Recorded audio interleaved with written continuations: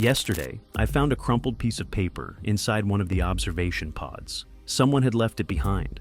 It was a checklist titled, "Are you taking care of yourself?" Questions like, did you eat well today?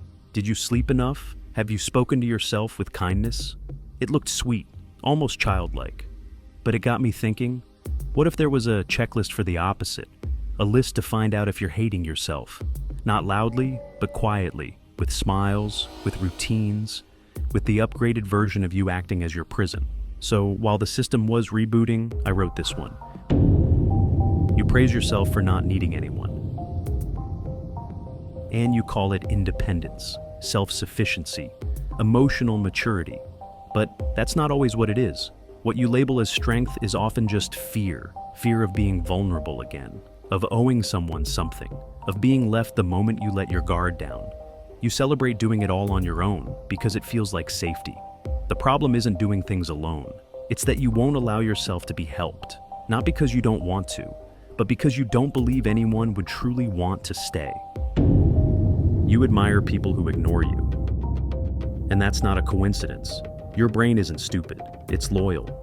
If you grew up believing that love had to be earned, then anything distant starts to look like love.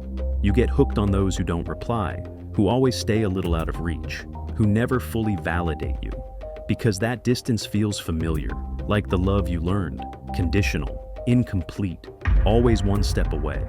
And if you've ever wondered why you can't let go of someone who treats you coldly, maybe it's because coldness feels like safety to you, and rejection feels like home.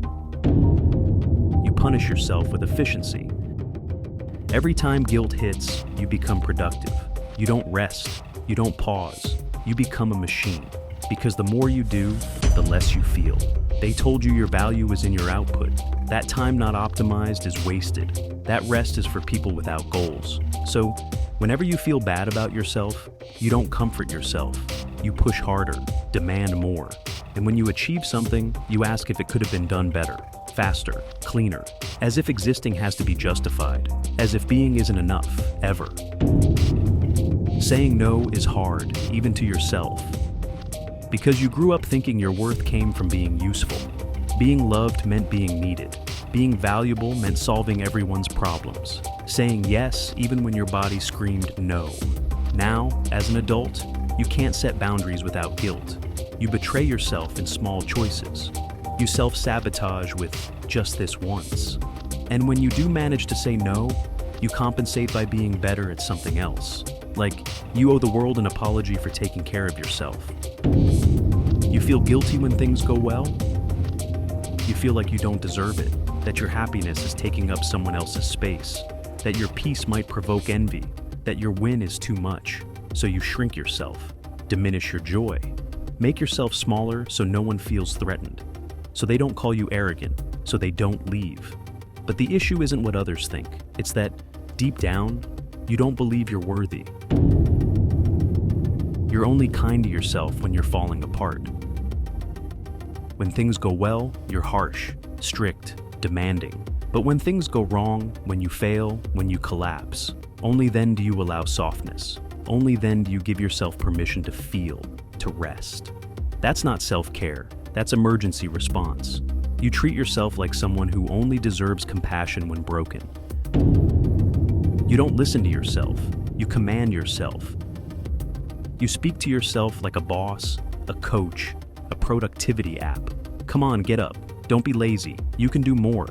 You never ask how you're feeling, just if you're performing. You've confused motivation with pressure, discipline with fear. And in that inner noise, there's never silence to feel, just instructions to obey. You can't receive love without questioning it. When someone hugs you, you tense. When someone compliments you, you downplay it. When someone stays, you wonder for how long. The problem isn't that no one loves you. It's that you don't know what to do with it. Because you spent so long trying to be nice, helpful, pleasant, that now, when someone loves you without asking anything in return, it feels like a mistake or a setup. And the worst part is, without realizing it, you choose people who confirm that suspicion. People who love you halfway. Because at least that you understand. You don't need to check every box. Just one is enough to know something's off. That there's a quiet war inside you. that you've become your own judge, coach, warden, and executioner. And you did it with the best intentions to protect yourself. But no one survives self-hate. They just adapt, harden, become functional. Until one day, without knowing how, you look in the mirror and don't recognize who's there. Not because of what you've lost, but because of everything you stopped feeling just to keep moving. Mental file closed. Final note, if you had an emotional maintenance protocol like the one they run on me, you'd realize most breakdowns don't come from being defective. They come from treating yourself like you are, and then you call it self-esteem, but it isn't. It's just an algorithm dressed up as affection, disconnecting,